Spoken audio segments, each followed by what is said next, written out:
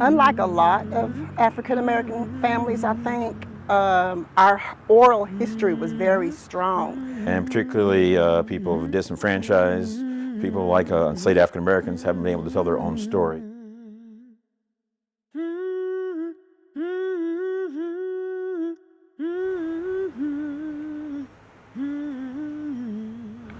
Isaac Dockery was a brick maker.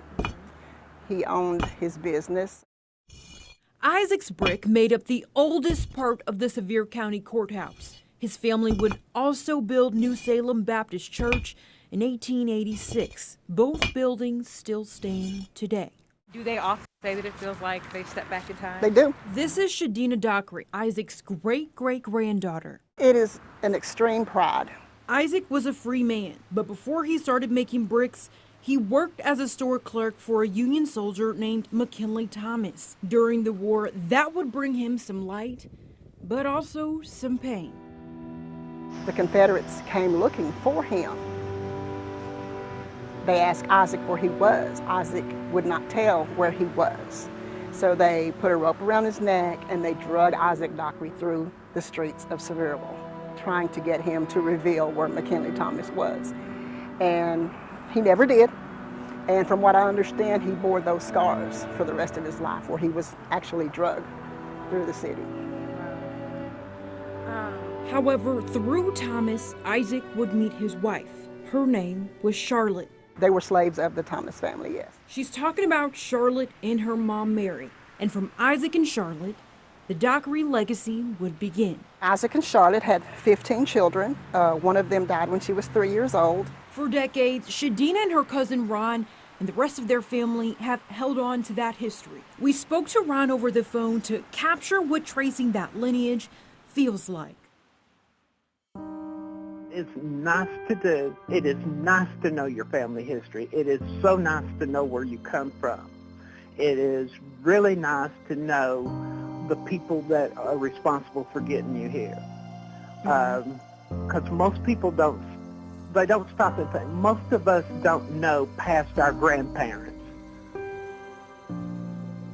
Michelle Daniel knows that feeling all too well. One thing about legacy is it's very difficult to appreciate legacy and appreciate the power of the struggle if you don't know what the struggle is. Her family has also traced their lineage too. 6 generations up from Michelle is Adeline Crozier. So Adeline was the daughter of a slave.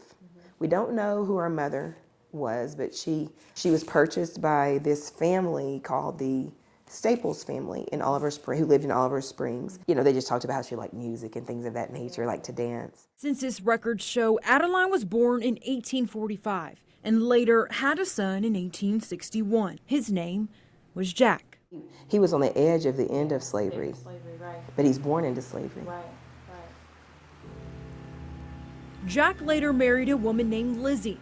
They had 8 children. Their lineage would become teachers, nurses, Tuskegee Airmen, activists, and authors. They desegregate Clinton High School, but also Oliver Springs High School as well.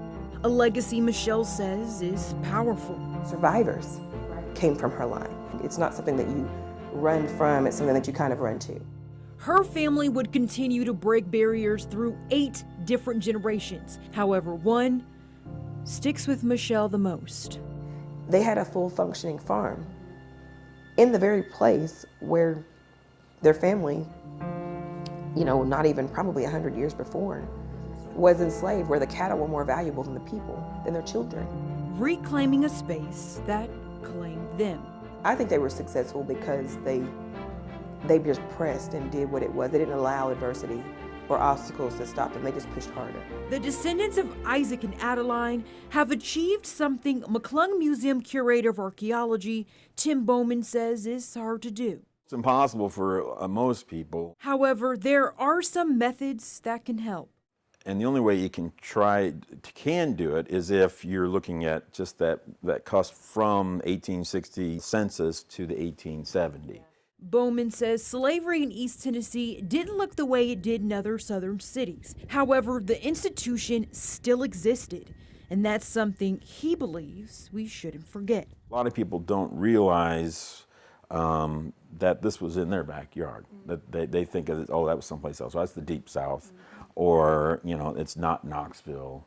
And the reality is, that we need to understand where we all come from. Putting the pieces together to rewrite a story stolen for generations all over the world. And though it gets emotional along the way, both families say this isn't the end of their lineage, and it's only the beginning of their stories. Sometimes you wish folks understood just how difficult it is, but then you think, no, I don't want to think about the difficulty. I just want to think about, I finally found you. You can run, but you cannot hide. I finally found you. Even though as we acknowledge what slavery did to a people, it didn't break them, and it doesn't break us. We need people to know that we were here and we contributed to the community. So, And you're still here. and we're not going anywhere. Just, if there's family out there that sees this story and we haven't found you, find us. We have our arms open and we'll leave the light on. So we're looking for family all the time.